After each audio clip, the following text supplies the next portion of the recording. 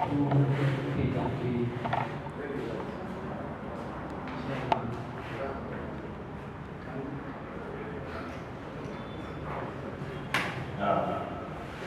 d'Allah, le Clément et tout miséricordieux, Dieu, et lui demandons ta grâce sur cet endroit, que vous puissiez nous ouvrir de votre miséricorde, que l'on puisse commencer en toute sérénité et terminer aussi en toute sérénité. Et nous demandons la paix et le salut sur tous les prophètes et particulièrement en dernier le prophète Muhammad, ainsi dit, nous vous en servons avec la Alhamdulillah, aujourd'hui c'était grand jour. Je vais tout dévoiler, je vais tout mettre sur la tour et vous allez tout. Super. Toute la communauté islamique. Moi, c'est le Messie Ousmane Iman Khalid. C'est moi le secrétaire de la Fondation nationale, comme tout le monde m'appelle CG. Et mon chef direct, c'est le coordinateur national. Imam Boulorama. C'est lui mon chef direct et je ne dépends que de lui. Nous sommes une coordination des établissements conventionnels islamiques et de la formation professionnelle. Alors, je vais reculer un peu pour mettre tout le monde dans le père de ce que nous faisons. Il y a un ministère qui existe, le ministère de la formation professionnelle. Et il y a une confession religieuse aussi qui existe, c'est l'Islam. Et cette confession, depuis la naissance de ce ministère en 2016, cette confession n'a pas eu un partenariat avec le ministère de la formation professionnelle. Parce que nous sommes conventionnés. Alors, c'est en 2024 septembre que le coordinateur national a été nommé, avec beaucoup de difficultés, beaucoup de stratégies. Et voilà, aujourd'hui nous sommes là où nous sommes. Moi, j'espère que nous n'avons même pas franchi les 10% de ce que nous devons franchir.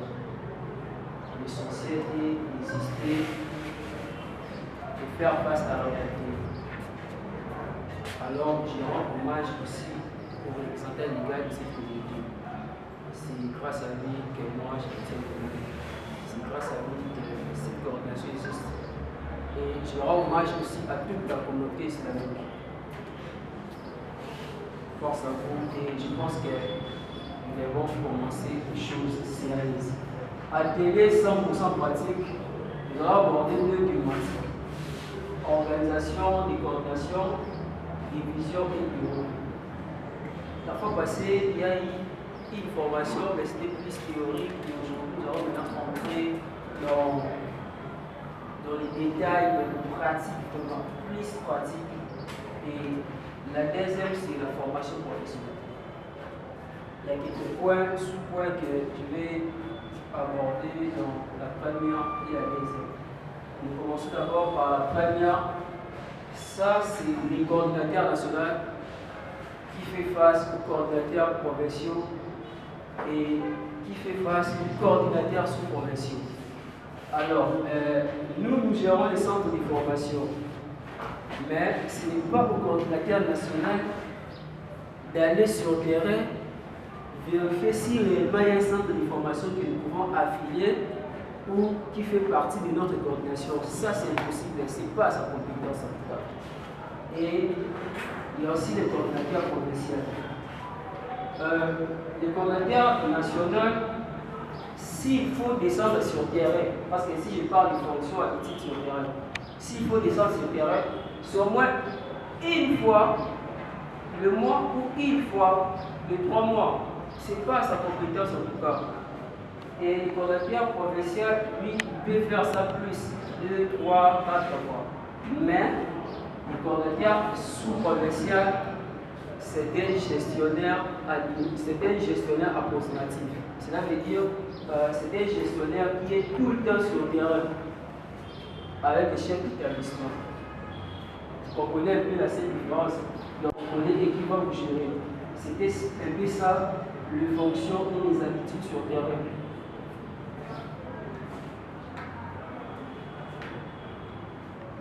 le deuxième point maintenant, c'est la coordination nationale contre la coordination provinciale, contre la coordination sous-provinciale. Ici, je parlais des garants, des patrons, des coordinations. Maintenant, ici, quand je parle de coordination, je parle des services qui est dans chaque coordination. Le deuxième point, c'est la coordination nationale contre provinciale, contre sous-provinciale. Et ici, il n'y a pas des habitudes sur le terrain, il y a des fonctions que je vais parler.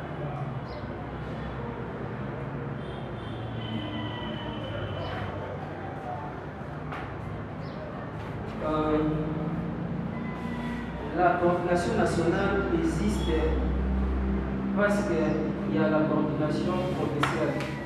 Et la coordination provinciale existe parce qu'il y a la coordination sous-provinciale. Et la coordination sous-provinciale aussi existe parce qu'il y a les établissements, donc les centres de formation. Alors, on ne peut jamais parler d'une coordination nationale sans avoir des centres de formation. Nous devons avoir des centres de formation. Et les services qui travaillent dans la coordination nationale, provinciale et sous-provinciale, ça se passe comment? Il y a les agents qui travaillent dans les coordinations provinciales et vont traiter les dossiers. Je pense que je mettrai un support au cours de la semaine prochaine. Là, je vais insérer les chronogrammes. Cela veut dire ce que la coordination sous-provinciale peut amener, peut envoyer à la coordination provinciale, ce que la coordination provinciale peut envoyer à la coordination nationale. Ces genres de chrono, par exemple, du 1er au 5, il y a une lettre qui doit être rédigée rapidement au niveau sous-provincial et être envoyée au niveau provincial. Et du 10 au 15, il y a une lettre aussi qui doit être rédigée rapidement au niveau provincial ou encore au niveau national. Et le niveau national dépend directement du ministère. Cela veut dire du service qui c'est la CPF. C'est un peu ça leur rôle.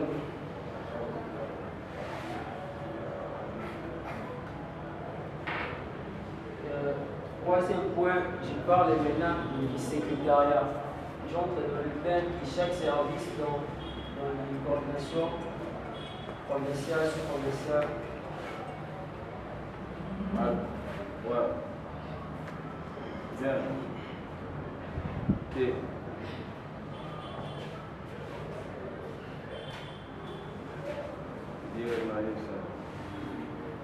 Ici, je parle de tous les secrétariats.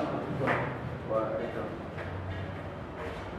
Slash séance de travail des collaborateurs de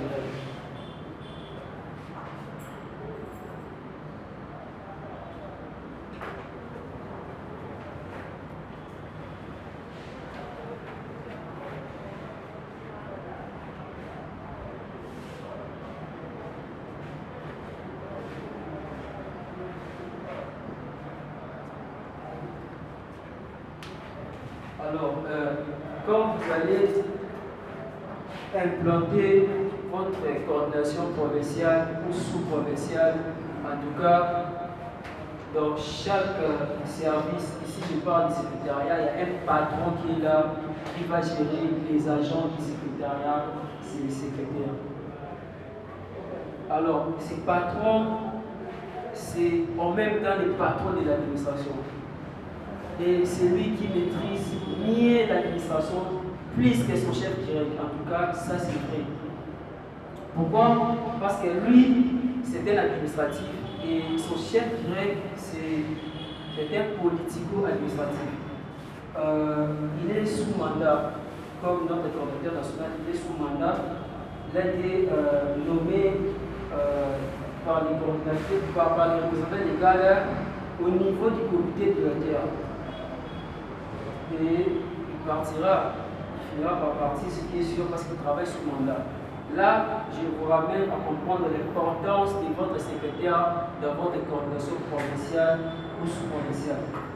Le secrétaire, il a ses 10 agents ici par rapport à notre cadre de structure organique par le ministère.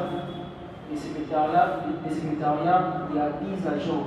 Lui-même, le secrétaire, et c'est bien chargé de courrier, et c'est des travailleurs, c'est des opérateurs de saisie qui sont les informaticiens, les huissiers, les chauffeurs, je pense que c'est tout. Et les sentinelles. Merci. Normalement, quand vous installez votre coordination provinciale ou sous-provinciale, vos agents doivent passer une séance de travail avec un patron de l'administration. Alors, le secrétaire, il est censé maîtriser tous les agents, il est censé maîtriser tout ce qui va se passer dans les secrétariats. Il doit apprendre aux chargés de courrier comment acquiser des réceptions. Voilà. Vous devez organiser votre secrétariat, avoir des classeurs, des chargés de courrier précis, envoyés et des transmissions. Aujourd'hui, je ne suis pas ministre de l'administration, mais je vais un peu parler de ça. Déjà, le secrétaire, il a aussi ses désinformaticiens. Et ces désinformaticiens s'occupent aussi des mises à jour de toutes les données. Je ne dis pas que non, les sous-provinces envoient directement à la coordination nationale pour que les secrétaires et ces informaticiens gèrent. Non, ça doit passer par toute une hiérarchie et à la finalité, ça va donner au niveau du secrétariat national pour traiter tous ces dossiers. Alors, les désinformaticiens sont censés maîtriser l'outil informatique, sont censés avoir les ordinateurs, sont censés maîtriser comment on fait des mises en place pour les centres d'information, parce que vous allez gérer les centres d'information. Pourquoi j'ai dit ça? Parce qu'un informaticien, une coordination sous-provinciale, peut-être des gourmets, peut très mal faire une mise en place des centres d'information et ça franchit des étapes. L'informaticien de la coordination provinciale, même les maîtrises, pas aussi comment faire ces mises en place des centres d'information. Alors, quand ça tombe chez l'informaticien au niveau national, en tout cas, il doit les maîtriser.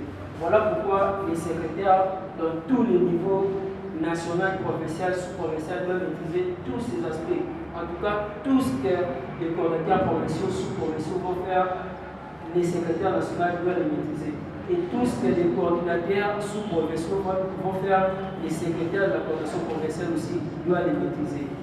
Alors, je pense que le séance de travail doit déjà commencer. Il faut s'installer votre bureau. Les secrétaires de votre coordination doivent travailler avec ses membres de l'équipe. Il y a des chargés de courrier, il y a les travailleurs. Et les travailleurs, son rôle, c'est quoi?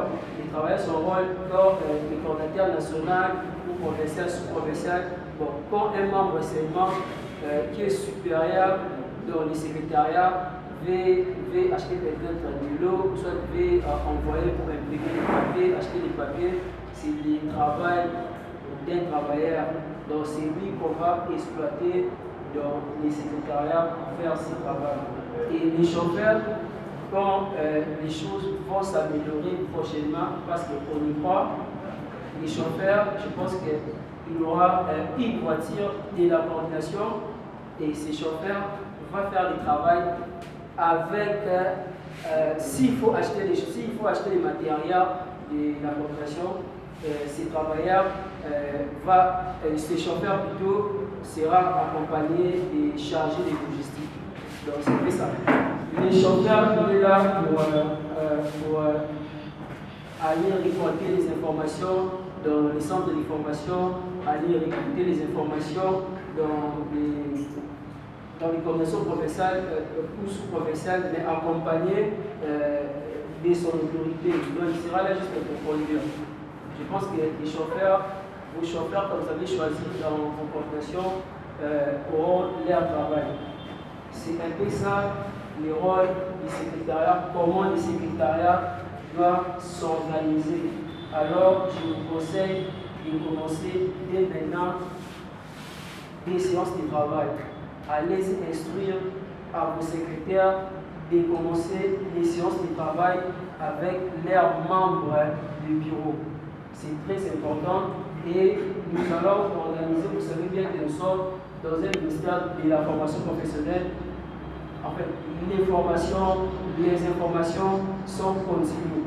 Je ne pense pas qu'aujourd'hui je vais tout donner. Nous allons organiser des séances de formation, des séances d'ateliers pour prendre les secrétaires, les chefs de bureau, les chefs de division à la main et les orienter comment bien faire le travail. Ici, je pense que j'ai donné l'essentiel, c'est très pratique. Alors, celui qui est secrétaire, il doit déjà entrer dans les bains de travail avec ses collaborateurs de bureau. Ici, je parle maintenant de l'administration et finances. C'est le quatrième point. Ça, en tout cas, c'est l'administration et finances. Maintenant, séance de travail.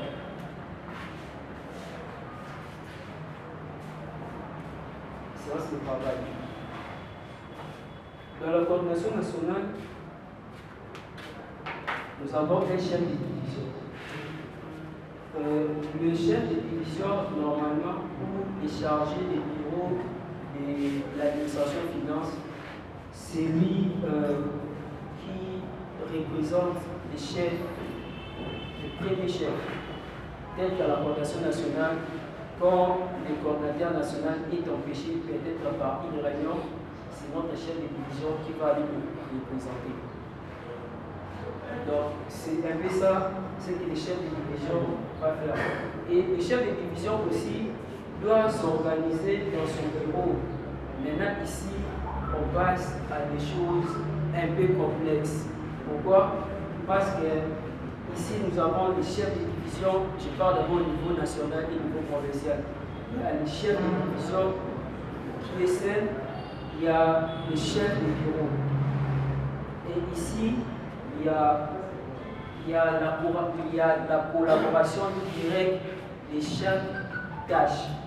Il y a les chefs de division avec, si je suis au niveau national et provincial, il y a chef de division, administration finance, il y a chef de bureau, comptabilité, chargé de comptabilité, il y a chef de bureau, logistique, il y a chef de bureau, ressources humaines, chef du personnel. Alors, déjà, votre chef de division, ou en fait, je prends tous les deux directement. Déjà, votre chef de division ou votre chef de bureau chargé de l'administration et des finances doit déjà commencer à travailler avec ses chefs de bureau. Ici, c'est au niveau national et provincial. Au niveau sous-provincial, les chefs de bureau de l'administration et finances doivent travailler avec ces 210.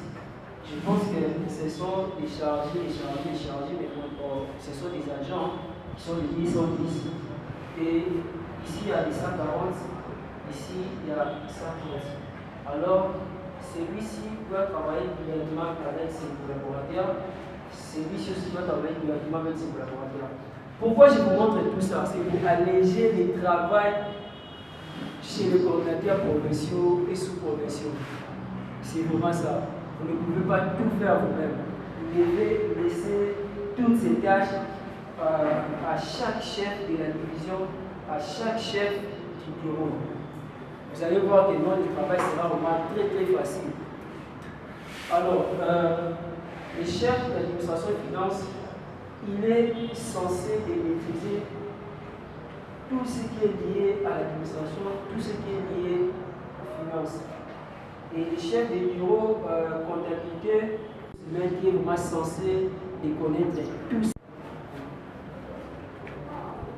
En tout cas, à partir d'aujourd'hui, il faut alléger tout les travaux que vous avez laissé à chaque agent de faire son travail.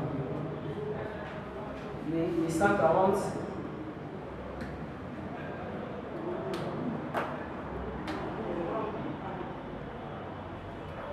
les 140 ici et vont collaborer directement avec les 210. Ce sont des rédacteurs. Ce sont des rédacteurs. Alors, c'est quoi maintenant le rôle des rédacteurs? Les rédacteurs, c'est partout, c'est même dans les sous-divisions. Déjà, un rédacteur, il est censé les maîtriser, pas la langue du voyage, non, mais maîtriser au moins l'écriture française, parce que vous allez recevoir des rapports, et il faut maintenant synthétiser ces rapports. Ce n'est pas le chef de division. Lui, il va juste donner des orientations, il va juste collaborer avec ses chefs de bureau. Les chefs de bureau vont maintenant collaborer en direct avec ses rédacteurs. Les rédacteurs doivent non seulement maîtriser l'outil informatique, mais aussi l'écriture française. Ils doivent vraiment maîtriser, bien parler, bien écrire, tout ça, le français, l'orthographe. Ils doivent être calés peut-être en orthographe, grammaire, tout ça. Donc c'est un peu ça. C'est ça, on va le rôle d'un rédacteur. C'est une petite personne de réflexion, c'est une personne qui écrit, qui est là aussi pour la saisie de ce qu'il fait. Alors, les 210 aussi, ils doivent travailler en collaboration avec le coordinateur provincial sur provincial. Et c'est la même chose que nous allons voir ici à la fin, qui normalement, vu que nous sommes une coordination de la formation professionnelle, alors les chefs de division et ces chefs de bureau, c'est eux qui vont accompagner leur coordinateur provincial ou sous-provincial sur le terrain. Alors, ces chefs de bureau doivent maîtriser la différence entre une filière et un métier. Filière, c'est, je prends l'exemple, c'est coupe-couture. Et métier, c'est peut-être un produit. Alors, tous ces chefs de bureau doivent maîtriser tout ce qui fait trait avec tous ces métiers-là. C'est un peu ça comment ils vont s'organiser et à leur tour aussi, ils doivent échanger, soit collaborer avec les 210, avec les 220, ainsi de suite.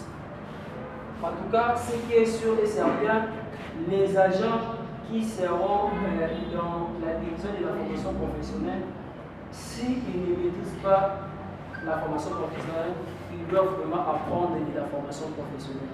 S'ils ne maîtrisent pas, ils doivent apprendre la formation professionnelle parce que ce sont eux qui vont traiter directement les rapports, les données qui viennent des centres de formation, des coordinations provinciales, des coordinations sous-provinciales.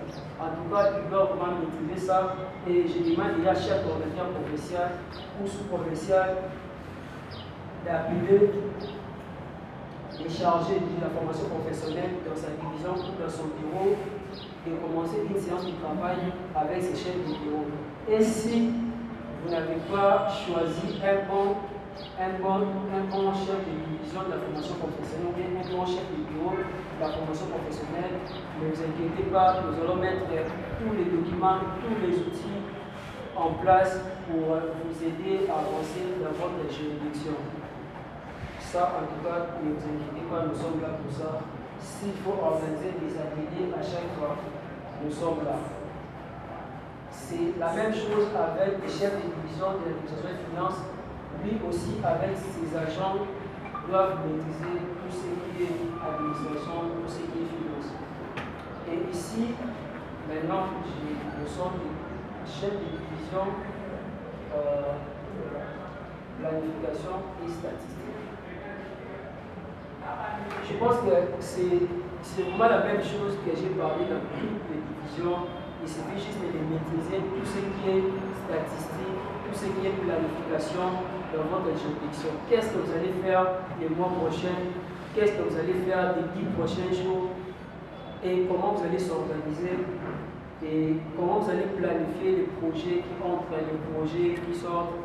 Tout ça, c'est vraiment pour les chefs de division, planification et statistique. Et ils doivent maîtriser en tout cas la planification et la statistique.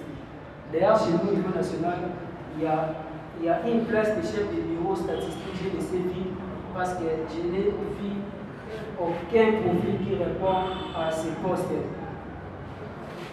Déjà, moi, quand vous venez de l'ISES, vous êtes déjà quelqu'un qualifié pour moi parce que c'est ici, sinon ici, c'est ici qu'on apprend les statistiques, les planifications, tout ça. Et chaque chef de bureau aussi doit collaborer avec le 210 avec le 220. C'est un peu ça. Et il y a maintenant un dernier bureau qui n'est pas dans la coordination nationale provinciale. Il y a le bureau et section des apprenants comme ça.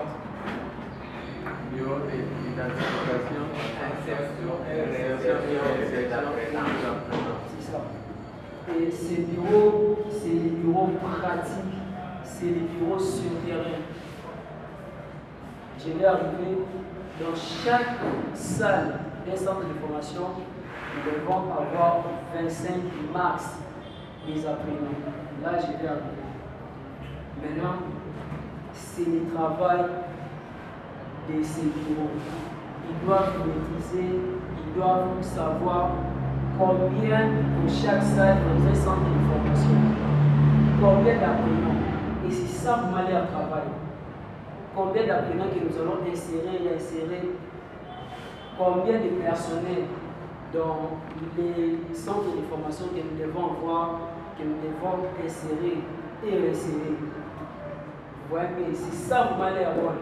Et les chargés des bureaux et ces 210, ils ont vraiment un travail sur terrain. Et quand j'ai vu le travail sur terrain, ce n'est pas chaque jour. Il y a un point ici. Le 8e point, c'est rotation des services. Là maintenant, parce qu'il y a déjà certains qui se sont dit, ah, je suis chef de bureau, section, je suis obligé d'aller sur le terrain chaque jour. Non. Ça, c'est pas ça. La rotation. Rotation des services. Rotation des services, c'est division et bureau. Vous savez bien que nous sommes une coordination nouvellement créée. Nous ne sommes pas dotés de frais de fonctionnement. Alors, les coordinateurs provinciaux et sous-provinciaux ont vraiment des difficultés de trouver le bureau. Vous pouvez trouver un seul local, des locaux, 3 locaux si vous avez de la chance, si vous avez fait bien votre management sur le terrain. Alors, dans votre coordination provinciale, vous devez avoir 53 agents. Dans votre coordination sous-provinciale, vous devez avoir 46 agents. Et c'est pratiquement impossible que tous ces agents viennent le même jour installer, travailler dans un seul local, dans les deux locaux plutôt. C'est impossible. Alors, vous allez s'organiser. Ça, c'est ma stratégie propre. Ça vient de nulle part, ça vient de moi-même pour vous aider à s'organiser. Vous allez voir si votre bureau, quel espace pour un coordinateur provincial ou sous-provincial et son secrétaire. Et dans chaque bureau ou dans chaque division, vous allez s'organiser. Telle personne est obligée de venir mettre sa signature le lundi, chaque lundi, une fois par semaine. Vous allez en tout cas vous organiser entre vous par rapport à l'espace que vous avez. Ça, ici, à ce point, ça demande maintenant votre réflexion de continuer. C'est un peu ça sur le point de rotation. Vous devez roter. La première thématique, je suis déjà presque à la fin. Le 9e point, c'est des attributions complètes et personnelles dans une coordination. Et ça viendra dans le support. Le 10e point, avant de clore cette première thématique qui était très pratique, c'est questions-réponses. Je pense que je vais prendre 2-3 questions pour avancer. Vous avez la question?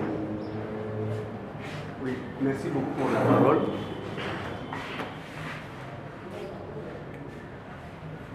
J'ai au moins 2 questions à poser à toi. Je ne sais pas. Bon, c'est ma première fois d'assister à cet atelier. Lorsque vous nous demandez d'aller nous installer dans les différentes coordinations provinciales, sous-provinciales, nous allons nous installer sur base de quel document? C'est pas vous qui posez cette question. Vous représentez qui? Un coordinateur sous-provincial. Sous-provincial. Et quel? Baoumou 2. Baoumou 2. Hassan. Hassan. Non, Hassan. Ah, oui. Déjà, il y a une note circulaire qui a été écrite par les secrétaires généraux des services pour autoriser à toutes les confessions religieuses d'organiser les centres de formation, de créer des coordinations pour valoriser les secteurs des métiers dans le ministère de la formation professionnelle. C'est ça d'abord votre premier outil sur le terrain. Vous ne devez pas être menacé, la note circulaire. Vous aurez ça à la fin, vous allez passer votre numéro. Et le deuxième document, c'est la décision organique portant la création de cette coordination, signée par les représentants légaux. Je parle d'un légal de cette communauté. Et quand ce document a été signé, du coup, ce document devient légitime en attendant la légalisation du patron du ministère. C'est déjà légitime. Ça, c'est le deuxième document. C'est un document qui a 25 pages comme ça. Le troisième document, c'est la décision organique portant la nomination de votre coordinateur sous-provincial. Il va juste prendre ces documents accrochés sur son nom. Et en attendant les arrêtés, c'est-à-dire la légalisation du patron de ces ministères, les coordinateurs nationaux commissionnent ces coordinateurs provinciaux, sous-provinciaux et les notifient. Vous avez directement 5 documents. Avec ces 5 documents, vous avez la légitimité de descendre sur le terrain pour trouver un bureau. Maintenant, comment vous allez trouver ces bureaux? J'ai animé un atelier précédemment. Là, j'ai donné toutes les stratégies possibles pour trouver un bureau implanté, votre coordination provinciale ou sous-provinciale. Alors, vu que nous sommes islamiques, soit vous contactez directement le mosquée proche de vous, vous demandez un espace. Il faut bien, là maintenant, il faut bien parler, nous sommes, et la deuxième possibilité, c'est voir le centre de formation qui existe de cette communauté islamique. Vous pouvez aller implanter votre bureau là-bas. Moi, je peux avoir un centre de formation et je suis ignorant. Vous venez chez moi, vous voyez, je vous donne un espace. La troisième possibilité, c'est parmi les centres de formation que vous allez affilier. En tout cas, nous vous donnons la matière, mais nous n'allons pas vous tenir à la main les centres de souterrain pour trouver les bureaux. C'est d'ailleurs comme ça qu'on nous a appris depuis la nuit des temps, dans les universités, dans les instituts, on va simplement nous apprendre le business plan, tout, on va nous apprendre ça. Et à la fin, vous allez se dire non, je suis licencié, j'ai distingué, mais ce n'est pas ces professeurs qui vont prendre par la main pour aller trouver un emploi. Non. C'est la même chose, la même technique que vous allez utiliser. Nous vous donnons les armes. Les armes, ce sont des documents que je vais vous parler. Et sur le terrain, vous allez maintenant savoir comment manager, avoir un espace. Voilà pourquoi j'ai dit, vous pouvez avoir un local, des locaux, et vous n'allez pas faire travailler tous les agents. Ça, c'était la réponse pour la première question. Il y a la deuxième. Oui, la deuxième question par rapport à la délimitation des juridictions. Barumbu 1, Barumbu 2. Comment c'est partagé, comment c'est la limite quoi, pour savoir nous sommes de Barumbu 2, notre limite c'est ici, il ne faut pas entrer à Barumbu 1 par exemple. La délimitation, comment faire ça? Tout ça, j'ai parlé lors des premiers ateliers. C'est votre condamnation commerciale qui ne pas. Déjà, le ministère de la formation professionnelle vient, en fait, c'est quoi? C'est une source qui vient du ministère de l'enseignement qu'on appelle aujourd'hui l'éducation nationale de la sécurité. Et quand on parle des provinces éducationnelles, à l'époque, on voyait ces ministères. Et chez nous aussi, dans la formation professionnelle, dans ces provinces éducationnelles. Et nous n'allons pas recréer, inventer, non. Nous allons prendre juste les mêmes provinces éducationnelles qui sont dans l'enseignement que nous allons utiliser chez nous. Je sais que cette vidéo passe partout et ça va passer partout. Au CNSPF, il y a manque des animateurs. Je prends l'exemple à Maniema, il y a un seul éducateur provincial. Mais normalement, il devait avoir des éducateurs provinciaux. Et là-bas, nous avons des coordinateurs provinciaux et un seul éducateur provincial. Alors, qu'est-ce que vous allez faire? J'ai envoyé les contacts de chaque directeur provincial. De chaque directeur, je prends l'exemple de Kouabaou, c'est Bikoura. J'ai envoyé le coordinateur provincial de Bikoura, le contact du directeur provincial de Bikoura, pour échanger avec lui, lui mettre en contact avec ses chefs de cellules.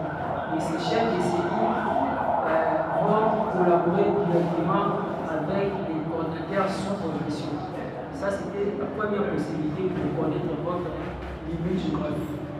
Malheureusement, aucun coordinateur provincial l'a fait. Pourquoi?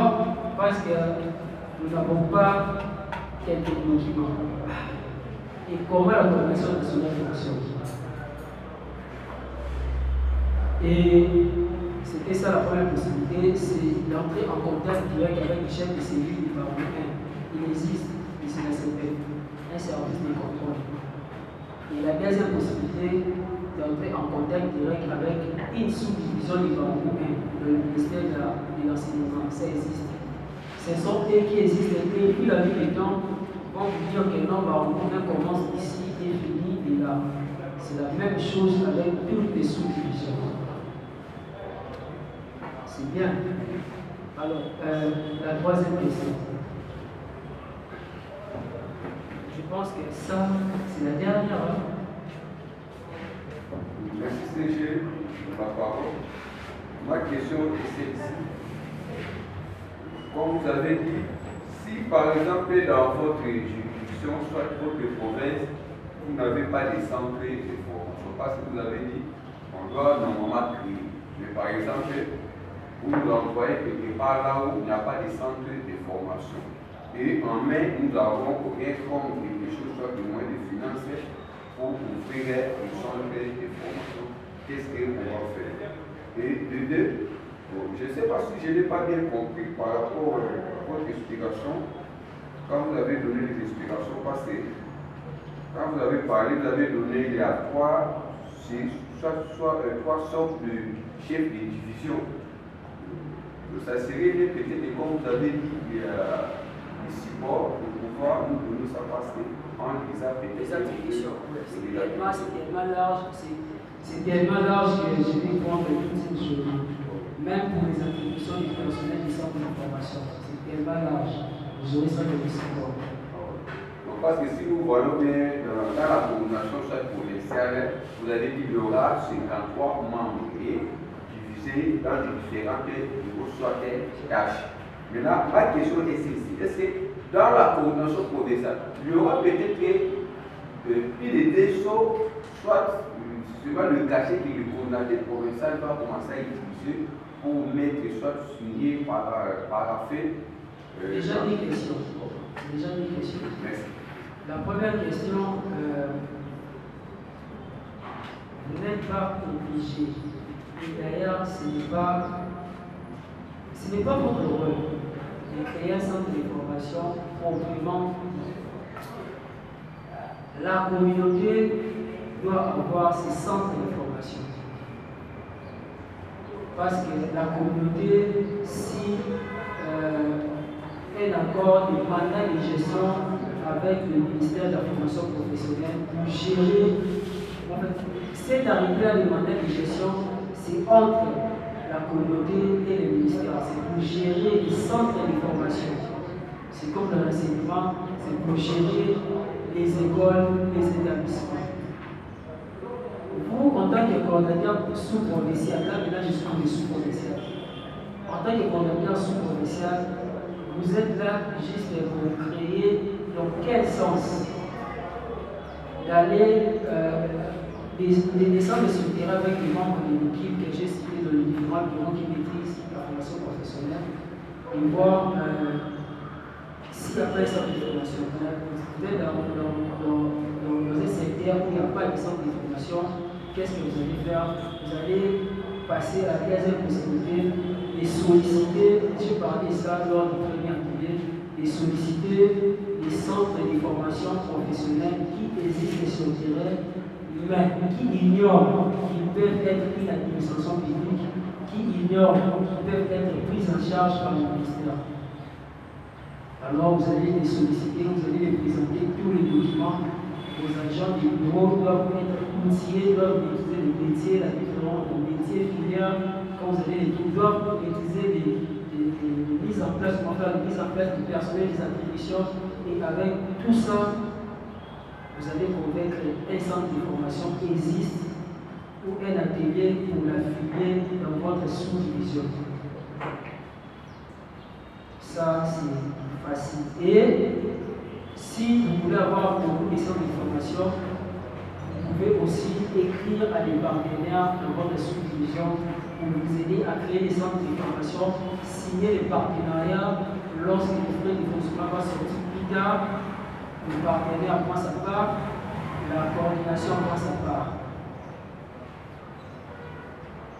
Ça, c'était. Attendez, pardon, ça, c'était. J'ai répondu à toutes les questions. C'est bon? La dernière question là-bas. Ok, merci beaucoup pour la parole. C'est le coordinateur sous-provincial national. Ma préoccupation est de savoir, je suis allé partout, dans les bureaux de l'État du ministère. J'ai présenté les documents que vous avez cités. Mais le ministère nous dit jusque-là, nous ne sommes pas encore connus. Il nous faut l'arrêté ministériel. Alors je voudrais que vous allez nous dire, vous êtes à quel niveau pour l'obtention de l'arrêté ministériel de la formation professionnelle pour qu'on puisse nous prendre en charge. C'est ça ma question. C'est la question que vous posez même en privé. Les services du CNACPF, on ne peut pas nous présenter nos ordonnances. On ne peut pas nous présenter ça pour nous aligner. Non. Les ordonnances que nous avons, les décisions organiques que nous avons, c'est juste pour notre légitimité, c'est juste pour vous protéger sur le terrain, d'avoir les centres d'information, de faire tout ce que vous pouvez faire. Mais s'il faut parler de mécanisation, là c'est des services et des ministères qui doivent nous prendre en charge. Comme vous avez dit, nous sommes dans les démarches. Vous savez bien que nous, à la Fondation, nous avons déjà travaillé le projet des arrêtés, les 4 projets, avec les chargés de projet du secrétaire général. Et ces projets sont sur la table du ministère. Et pourquoi, jusqu'aujourd'hui, nous n'avons pas arraché ces arrêtés? C'est parce que le ministre soupçonne les centres d'information fictifs, les centres d'information outils qu'il appelle lui-même. C'est-à-dire, parce qu'il faut le savoir, ce n'est pas seulement une confession religieuse qui peut créer une coordination, vous aussi vous faites une coordination. On parle des conventionnés publics, on parle aussi des privés, vous aussi. Et ces privés peuvent être agréés par un arrêté. Et je pense que ce sont ces privés-là qui créent des centres de formation politique et ça fait un bon moment que les ministres ne veulent pas signer des arrêtés. Mais vu que la signature des arrêtés, c'est une affaire politique, nous, la Coordination nationale, nous avons fait un pas. Ceux qui sont dans le groupe, ils ont dit le message. Nous avons rencontré l'honorable deuxième rapporteur Jean-Paul Bailly. L'échange était positif et nous espérons, Inch'Allah, ces mois ou le mois prochain ne sera pas fin. Nous aurons nos arrêtés et tout va se passer tranquillement. Déposer les arrêtés, c'est bien, vous allez financer, vous allez faire tout, on dépose, c'est entré. Mais la signature, c'est une affaire politique et ça demande une force politique. Et si vous aussi, en tant que communautaire provincial ou sous-provincial, vous avez des forces politiques, quelque part, vous avez des révélations des forces politiques, la négociation de la coordination nationale va se déplacer pour rencontrer cette force et pouvoir nous aider à avoir les arrêtés. Ça, c'est une affaire politique et nous espérons que nous aurons ces arrêtés. Pourquoi? Parce que nous travaillons dans la légitimité et nous sommes déjà l'État. On ne ferme jamais l'État.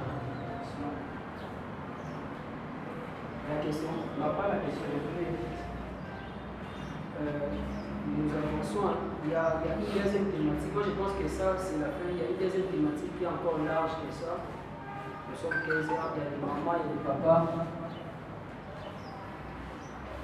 La deuxième thématique, c'est la formation professionnelle. Il y a certains points que j'ai parlé à la première thématique ici, nous n'allons même pas durer.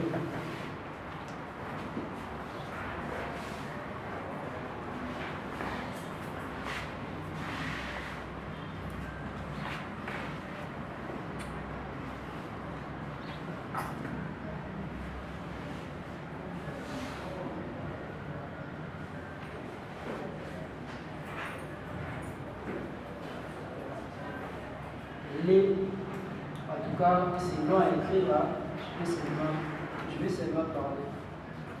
Les partenaires directs sur le terrain du communautaire national, provincial, sous-provincial. Qui sont-ils? Et pourquoi?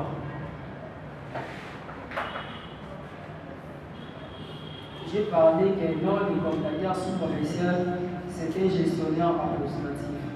Alors, il doit descendre de ces terrains, gérer les centres de formation, créer les centres de formation, faire les mises en place des centres de formation.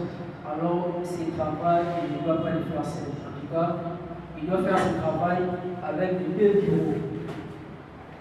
Les bureaux de la formation professionnelle et les bureaux des sections et réception des apprenants. J'ai parlé de ça. Dans une salle, nous devons avoir 25 apprenants. Et il faut qu'il y ait un chef de bureau chargé de ça pour comprendre tout ça. Donc, les coordinateurs nationaux aussi sur le terrain sur le fait une fois par semaine ou une fois les 3 mois, ils doivent être accompagnés par ses experts, par son expert, les chefs de division de la formation professionnelle, accompagnés de ces chefs de bureau. C'est eux qui sont bien placés, qui seront motivés et détecter facilement. Et ça, c'est un centre de formation. Et ça, c'est pas un centre de formation. Et ça, c'est une académie. Et ça. Je viendrai de là. On va parler de 4 niveaux de formation professionnelle. Donc, c'est un peu ça, le premier point. Vous ne devez pas travailler seul. Vous ne devez pas descendre sur le terrain seul. Il faut être accompagné par les experts, par les chefs de bureau de la formation professionnelle. Vous n'êtes pas censé, vous, le coordinateur sous-provincial, et savoir réellement s'il faut avoir 20 personnels ou pas. Il y a un chef qui n'a jamais parlé d'une coordination sans avoir les centres de formation. D'ailleurs, c'est impossible. C'est impossible. Vous êtes un coordinateur sous-provincial. Vous avez déjà combien de centres de formation dans votre institution? Aucun centre de formation. Et vous êtes fier de se dire que non, je suis coordinateur provincial ou sous-provincial. Non.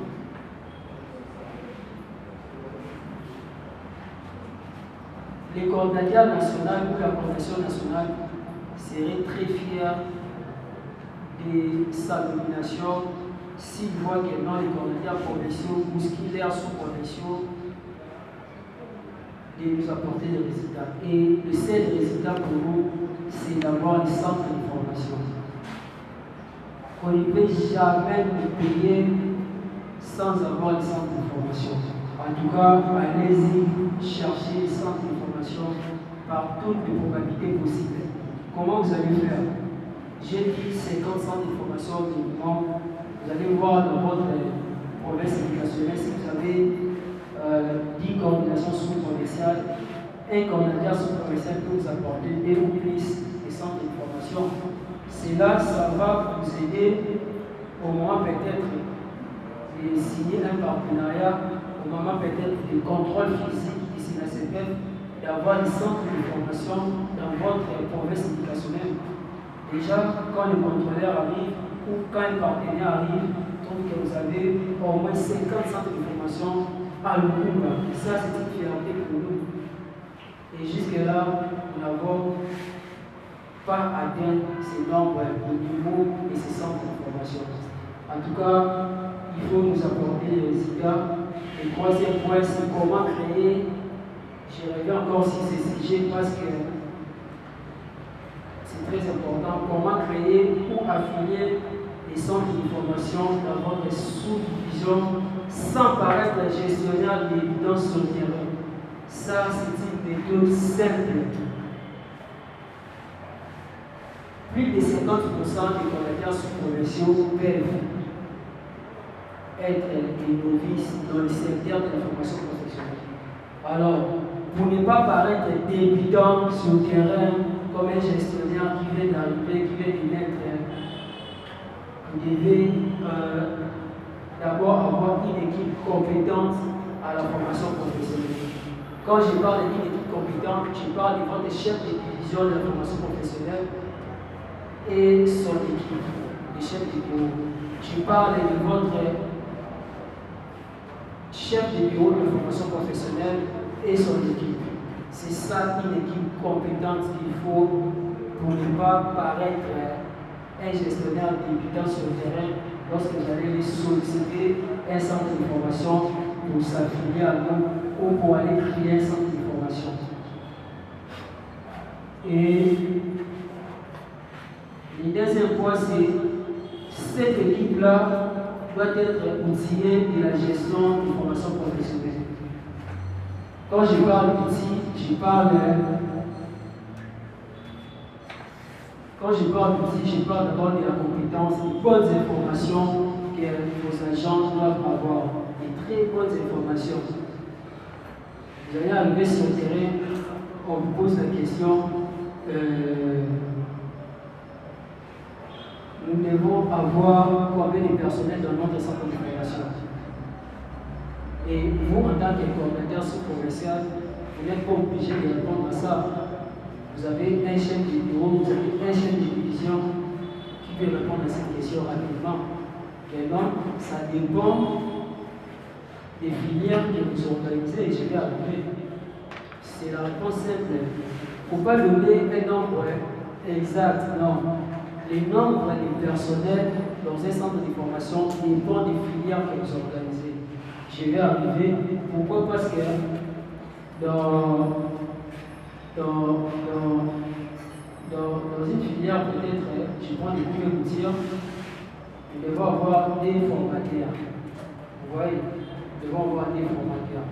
Et quand nous avons, dans ces centres de formation, ils ont 5 filières. C'est multiplié par 5 et le nombre de personnel augmente. Et quand vous répondez directement que non, il va avoir 30 agents. Non, ça dépend. Les centres de formation, les établissements que nous parlons, c'est très différent avec nos coordinations.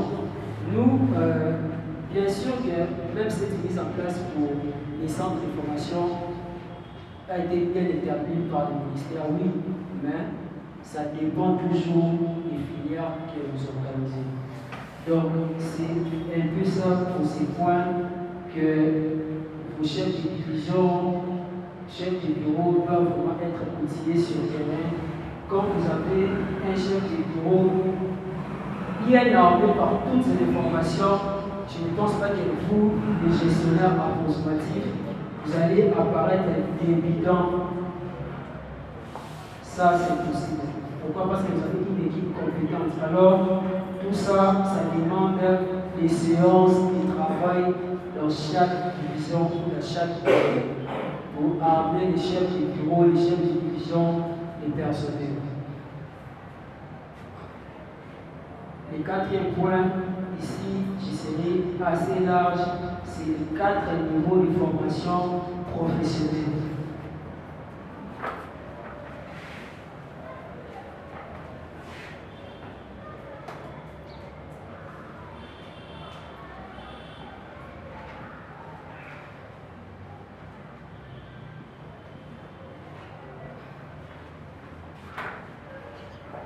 C'est ici vraiment que les problèmes se posent. Marc Ekila, le ministre Marc Ekila, a parlé de ça dans son interview. Je pense que c'est Christian Moussakolo. Je vais un peu le nom de la radio. Et qu'est-ce qu'il a dit? Vous allez trouver un formateur qui est dans un centre de formation qui ne sait même pas où il se retrouve. Dans quel niveau de formation il se retrouve. Et vous aussi, en tant que coordinateur sous-provincial, ici maintenant, je suis pour le coordinateur sous-provincial, pas les provinciaux. Et vous, en tant que coordinateur sous-provincial, vous ne savez pas ces centres de formation ou cet établissement, c'est réellement un centre de formation, c'est réellement l'académie des métiers ou pas, je ne sais pas. Vous oubliez tout ça, vous ignorez. Et le premier niveau de formation, c'est le niveau des centres d'apprentissage des métiers. On parle de CARK. Ici, c'est quand un bébé naît et ce bébé veut apprendre à grimper, veut apprendre à marcher, tout ça. C'est ici qu'on parle de ces niveaux de formation. Moi, je suis nul en informatique et je vais aller apprendre l'informatique. Je vais commencer par ces premiers niveaux de formation. C'est pour les apprentis.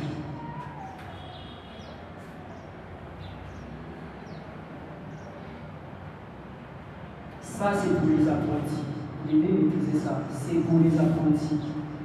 Et il y a une sélection de formation et 3 mois seulement. Je pense qu'après ces 3 mois, quand on rentre à l'exemple de l'informatique, vous allez apprendre un peu de l'Excel, Word, ceux qui ont fait l'informatique. Est-ce que vous allez apprendre aussi bureautique, Internet, tout ça avec les 3 mois? Je pense que c'est possible. On va vous apprendre le préliminaire. C'est ça qu'on appelle centre de formation apprentissage et métier. C'est pour le bébé, c'est pour ceux qui ne savent rien de le métier. Et dans ces niveaux de formation professionnelle, il y a aussi une mise en place qui doit se faire. Il y a aussi un nombre limité des apprenants. C'est toujours 25 personnes par salle. Et la même mise en place. Nous allons arriver pour la mise en place. Et le deuxième niveau, c'est le niveau des centres de formation professionnelle. Les niveaux des centres, c'est CFP, Centre de formation professionnelle. Et ici, la session de formation va de 3 à 6 mois. Ici, on n'apprend pas le préliminaire, on n'apprend pas pour devenir peut-être un débutant en informatique. Vous êtes censé fabriquer le cerveau. Et le troisième niveau, c'est le niveau des académies de métiers, AL. Académie des métiers. Ici, c'est 12 mois. Pourquoi je vous parle de ça? Parce que vous êtes des gestionnaires approximatifs. Vous allez tomber sur un établissement comme INPP et vous ne savez pas faire la différence entre INPP et Secotec, entre Secotec et le centre de formation de soins qui apprennent les gens 3 mois ou plus de. Ces points sont très importants de les maîtriser. Et ici, les apprenants, leur rôle, donc leur objectif à la fin, c'est de se spécialiser. Après ces 12 mois, cela veut dire, quand vous faites 12 mois de formation en informatique, sachez que dans un centre de formation, peut-être, sachez que ici, vous devenez spécialiste en informatique, spécialiste en Word, par exemple. Donc ici, on sort, on apprend vraiment, on apprend les apprenants. C'est un peu ça. Et le 4e niveau, c'est le niveau des instituts supérieurs. Je pense qu'ici, on a touché à l'INPP, à l'ISIPA, niveau de l'institut supérieur. Ici, c'est 24 mois ou 10 ans. Et quand vous sortez dans ce niveau d'institut supérieur, c'est pour devenir maintenant formateur et formateur. Moi, je pense que la coordination nationale doit créer des instituts supérieurs pour sortir les formateurs et ces formateurs vont former les formateurs, vont encadrer, vont vraiment sortir les formateurs. Donc à ce niveau, vous devenez les formateurs des formateurs. Voilà les 4 niveaux de formation professionnelle. Et ici, c'est le cycle court, 10 ans et 4 mois.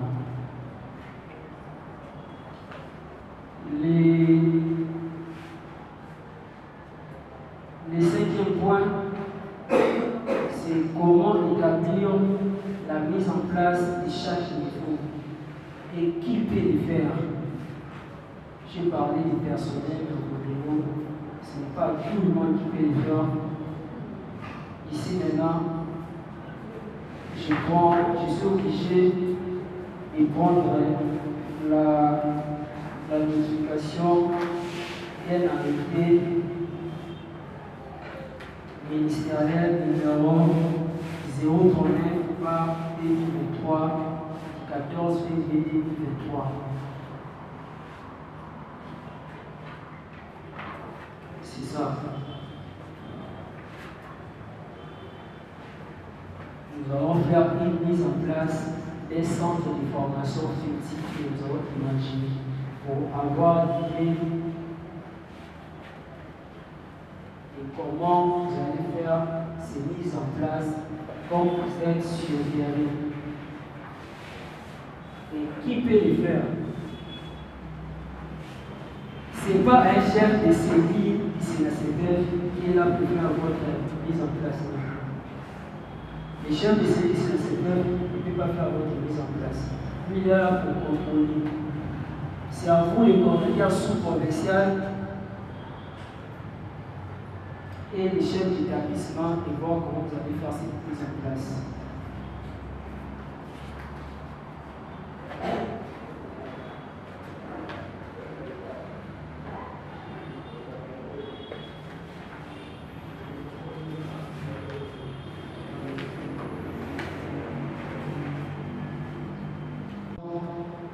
Professionnel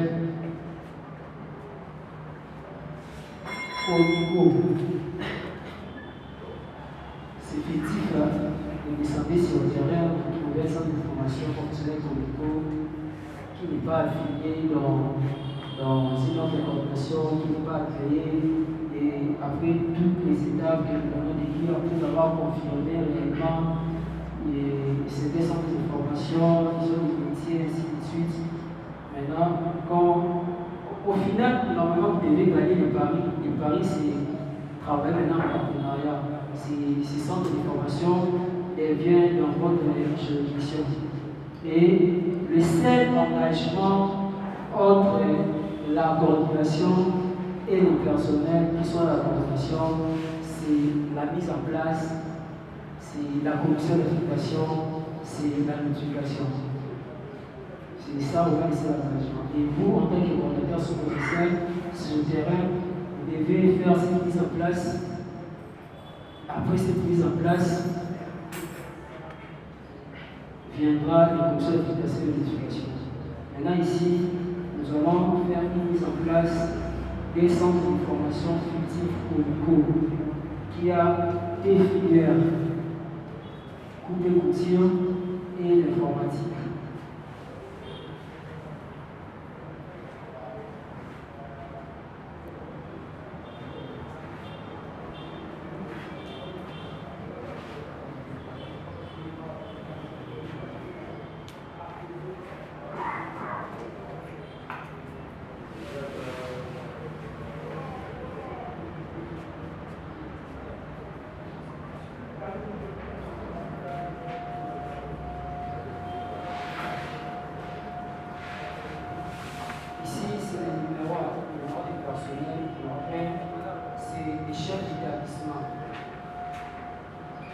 C'est des chefs d'établissement, c'est des chefs de division. Je mets seulement CD.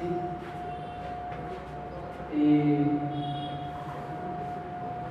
on doit avoir un seul chef d'établissement, même si on a des figures.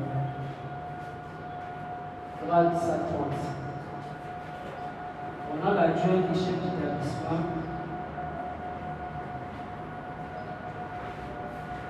On va avoir un seul adjoint de 140.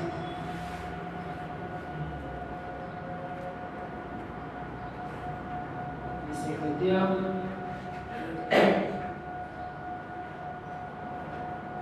On va avoir aussi un seul secrétaire.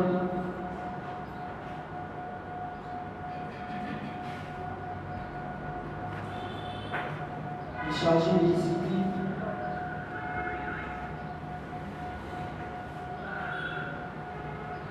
Chargé de discipline. Et celle aussi. Avec cette mise en place, n'oubliez pas, il y a une en-tête. Vous allez mettre une en-tête de votre coordination. il y a l'intendant,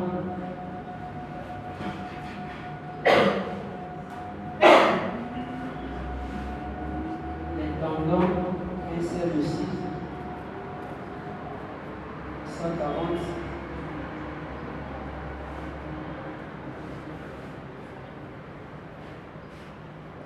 Il y a des conseils d'orientation professionnelle.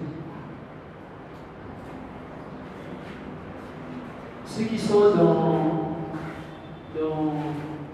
l'enseignement, c'est quoi? C'est la même chose. Hein? Il y a des conseils d'orientation, des chargés de discipline, conseiller d'orientation, SN 140.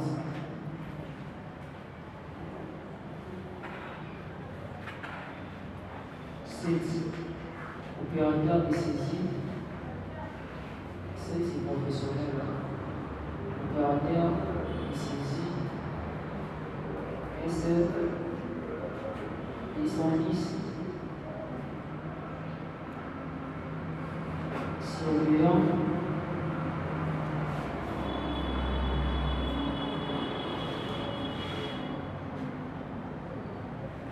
Surveillant, c'est 310.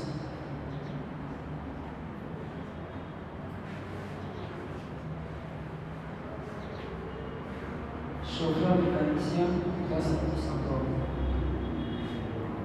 Ici, c'est chauffeur mécanicien.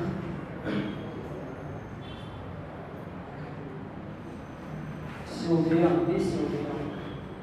Chauffeur mécanicien, SL 310. La sentinelle aussi, 350 et sentinelle. Ici, c'est 10. Et sentinelles 350. Ici, c'était les personnels administratifs. Personnel administratif. C'est plus ça, et maintenant, il y a les personnels techniques.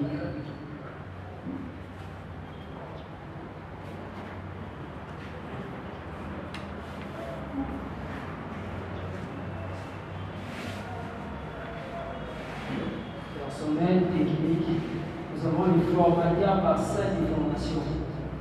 Formateurs par salle de formation. On va les avoir 2 et 110.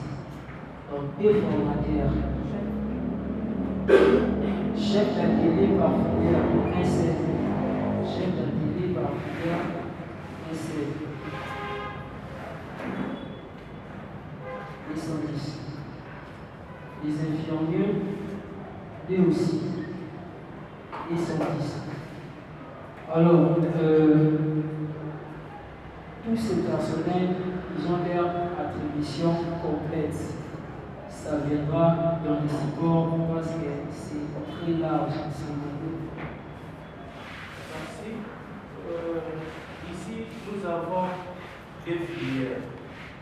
Comme nous avons des filières, nous devons avoir 4 formateurs. Il y a aussi 2 chefs d'atelier. Il y aura un atelier pour l'informatique, l'autre pour l'agriculture. Mais vous avez oublié d'autres rubriques. Il y a la qualification, les sexes. Là où vous avez écrit désignation, c'est les canevas que le ministère nous a rendus. Pour élaborer la mise en place, on devrait directement mettre les noms, post-noms, prénom, sexe, qualification, diplôme, ainsi de suite. Alors, quand vous avez présenté, vous avez omis 2 formateurs, un chef d'atelier. Vous avez présenté un seul pour l'informatique ou la préfecture. C'est ça ce que je voudrais ajouter. Vous avez raison parce que vous avez eu le temps de lire tous les documents qui s'appellent entre nous qui n'ont pas encore vérifié ces documents. Tout ce que je viens de parler, ça se trouve dans un arrêté. Ça, c'est l'arrêté du ministère. D'ailleurs, c'est la modification des arrêtés. Ça se trouve ici. Je pense que j'ai mis à votre disposition tous ces documents de bureau pour la énième fois d'aller imprimer et comprendre. Vous avez raison, je peux parler des normes, post-normes, prénoms, niveau des types. Ça viendra. Ça viendra dans les attributions de chaque personne. En tout cas, j'ai demandé le temps de mettre ça au point pour les supports.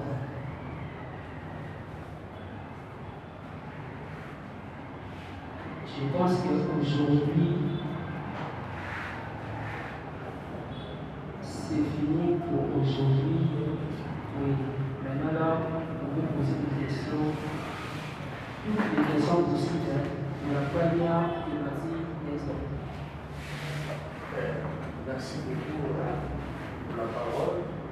Premièrement, je suis John Brata, je suis ingénieur informatique. Je voulais seulement savoir, parce qu'il y a une autonomie, là, je pense que vous avez, avec l'évolution, l'explication de quelque chose, je voulais savoir, lorsque un centre est activé, quel bénéfice ça a? Deuxièmement, je voulais savoir sur les partenariats. Vous avez parlé de l'ordre, ce qui concerne les centres, c'est pas votre effort, tout consort.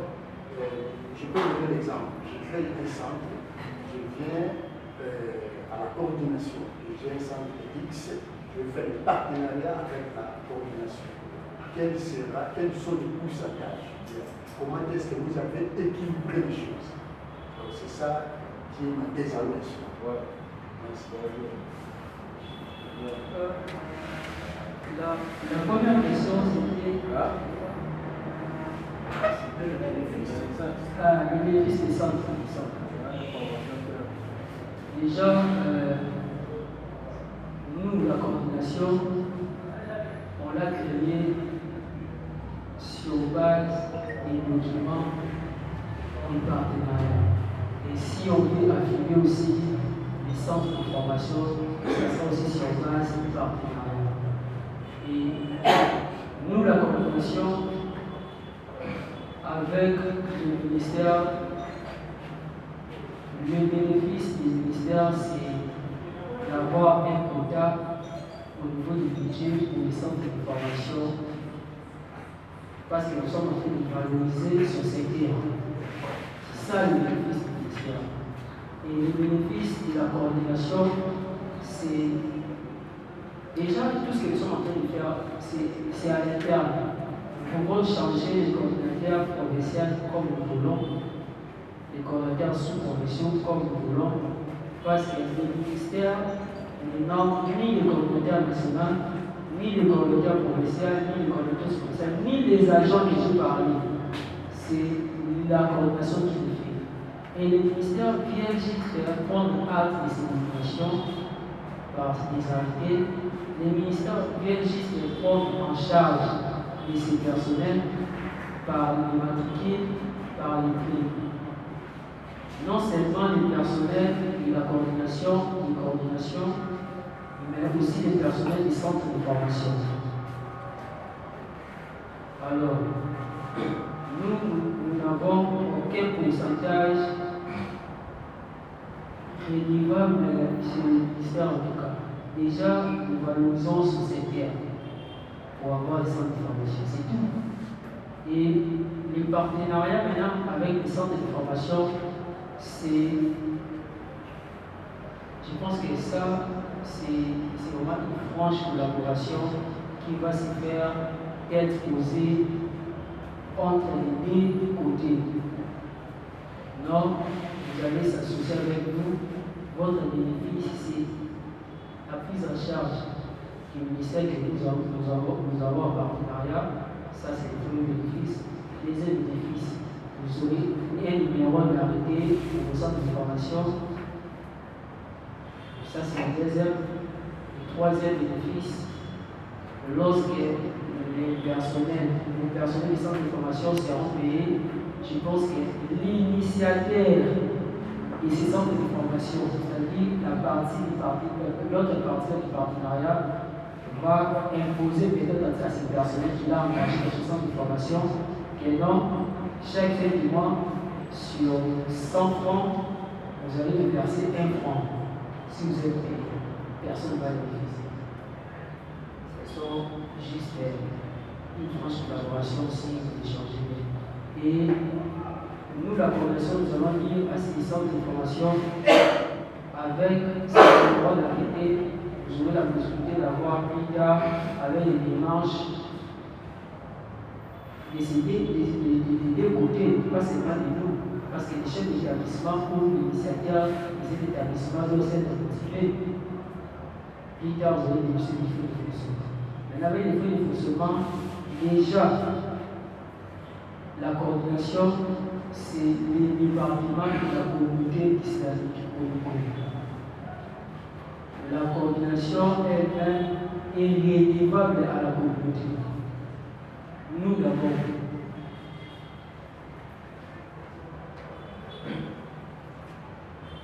Et les centres de formation aussi sont réélevables à la coordination. Vous voyez cette balance.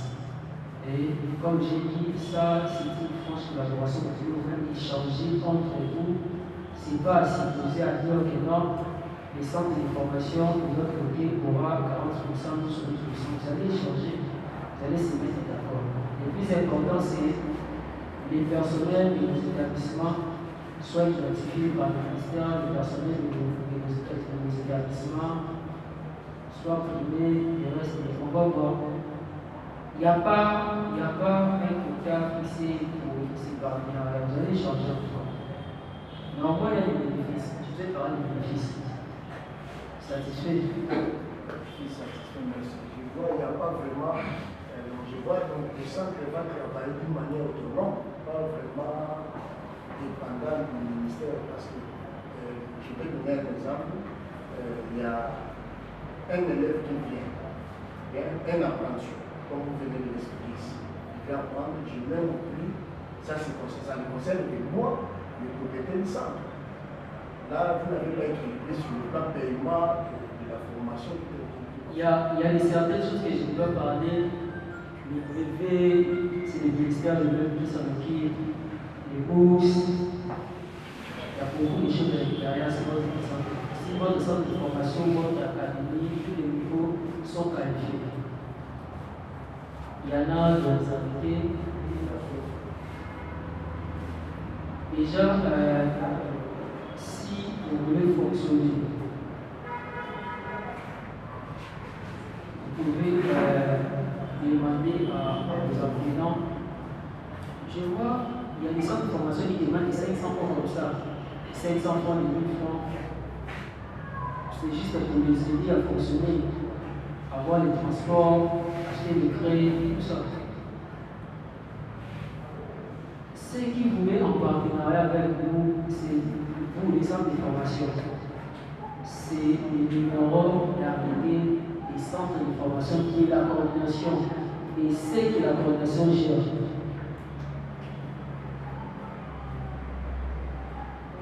Satisfait. Avec le temps, vous serez satisfait. Il y a des questions? Merci, monsieur le secrétaire. Je réponds au nom de Machiko de Capitaine Daouda, le sous-provincial Barada D, et puis le 1. Ma question est celle-ci. En parlant de ces 4 niveaux-là, c'est obligatoire pour la coordination sous-provinciale d'organiser ces 4 niveaux ou bien vous pouvez choisir un niveau pour développer dans tous les centres. La deuxième question est quelle différence est entre centre de formation et l'atelier de formation? Il y a la différence là-dedans. Merci.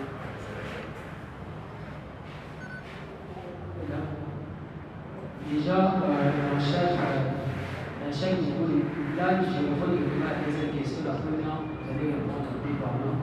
La deuxième, déjà, dans chaque niveau de formation, il y a des ateliers. Les ateliers servent juste du côté pratique. Après la partie théorie et les formateurs, l'atelier sert côté pratique. Vous allez tout mettre en pratique. Là, il y a des machines, des matériels, vous allez tout mettre en pratique. Donc, à chaque niveau de formation, il y a des ateliers satisfaits. La première question, c'était. Ma première question était celle-ci. À ce qui concerne les 4 niveaux, à CAM, quoi que ce soit, c'est obligatoire pour la coordination sous-provinciale. Derrière, soit sans l'arrêter, vous pouvez aussi participer à ce contrôle-là. Parce que si je pose, j'avais vu dans les groupes, il y a d'autres secteurs qui ont déjà. Oui, il y a d'autres secteurs comme Maniema qui ont déjà participé au contrôle de CNACP. Ils ne pouvaient pas parce qu'ils n'ont pas les arrêtés. Ils ne pouvaient pas. Ils ont fait ça pour donner les informations du personnel. Et quand le moment viendra pour le contrôler, on n'aura plus le temps d'aller chercher les données. Quand je parle de données, les centres de formation, les personnels qui seront des centres de formation, les coordinations provinciales, les personnels qui sont aussi là-bas. Pourquoi je dis ça? Parce que la coordination est légitime, c'est les patrons du ministère qui doivent organiser cette coordination. Et ces patrons du ministère ont ses services. Parmi ces services, il y a ces services. Après, l'agrément, c'est des services qui viendront maintenant nous contrôler et faire tout ce qu'il peut faire à la suite. Donc, c'est que les coordinateurs professionnels de Maniema ils ne pouvaient pas.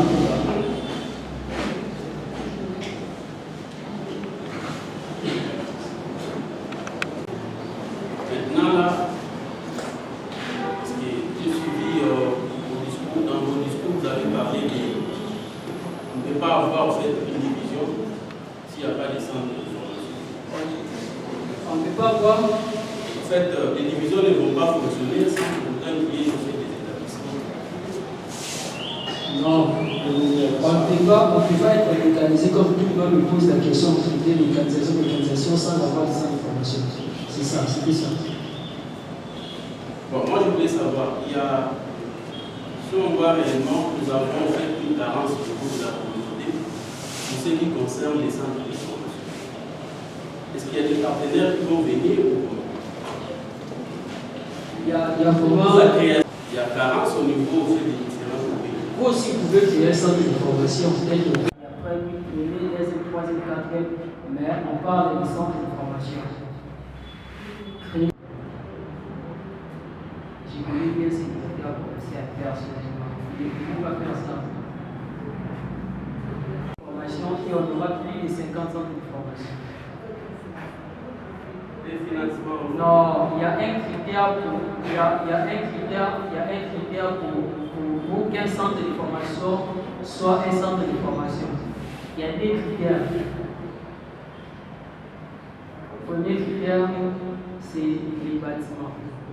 Quand je parle des bâtiments, je ne parle pas d'avoir beaucoup de locaux, non. Vous pouvez avoir un seul local.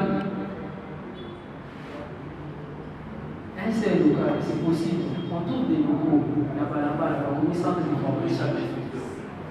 Et le deuxième critère, c'est les filières que ces centres de formation organisent doivent maintenant avoir les matériels de ces filières.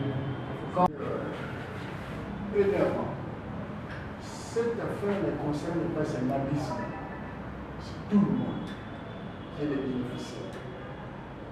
Dans l'église islamique, il y a des partenaires, il y a des gens qui touchent là. Et partout là, est-ce qu'il y a moyen de permettre que chacun de nous d'élaborer un projet? Je ne sais pas, l'autre peut avoir un projet de centre informatique, l'autre, je ne sais pas, sur le bâtiment, sur la construction, l'autre, je ne sais pas, sur la mécanique, sur la menuiserie, je ne sais pas. On vient avec nos projets. Et vous, en tant que coordonnateur, vous allez voir vraiment focaliser les projets avec d'autres partenaires qui ont beaucoup de sous pour soumettre ces projets, pour soutenir. Je ne sais pas, ça c'est une idée pour aider les gens. On peut avoir une idée.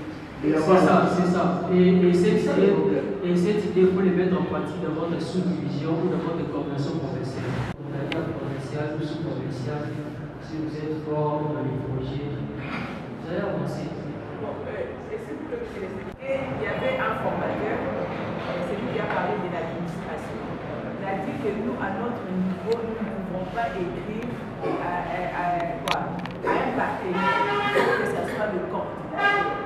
Vous ne trouvez pas que si tel est le cas, nous serons aussi livrés à un problème. Parce que chaque fois qu'il faut aller trouver un partenaire, nous devons toujours revenir à vous, la coordination nationale. C'est ce qu'il avait dit. Moi, je n'ai pas voulu vraiment le vexer, je me suis arrêtée. Et je vous pose cette question-là. Si tel est le cas que nous ne pouvons pas nous adresser directement au partenaire, il faut passer par la coordination nationale.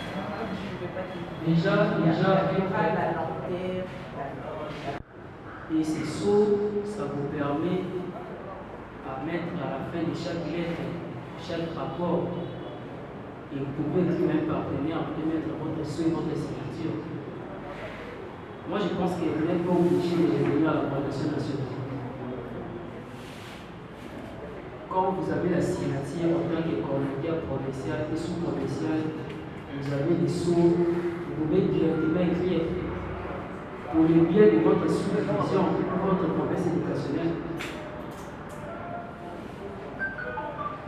Ngaliba 2, Ngaliba 1. Ngaliba 1.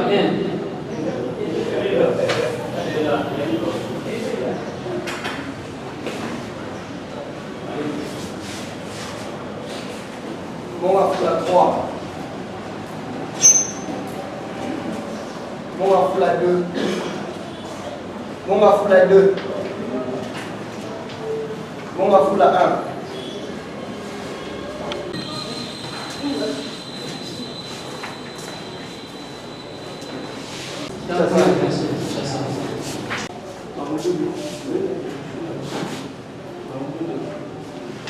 Qui représente Baoumou? Baoumou 1.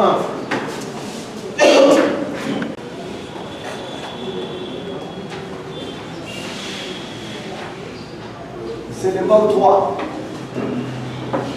C'est le Mao 3. C'est le Mao 2. C'est le Mao 1. Giringir 2. Giringir 1. Makala. Kasavu. Kalam 2. Kalam 1. Bumbu 2.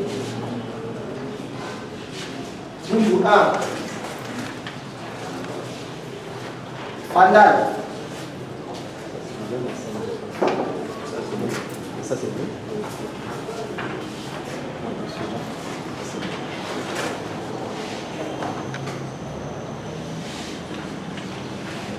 Et 3. Vous mettez 2.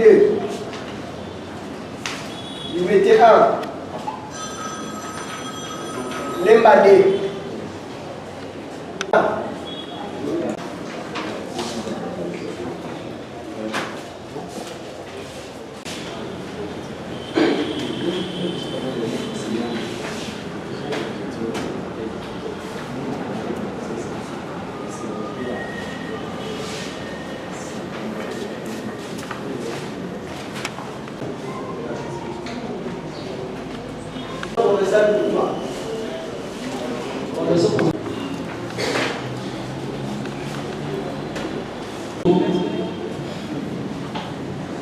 Ceux qui souhaitent échanger avec moi,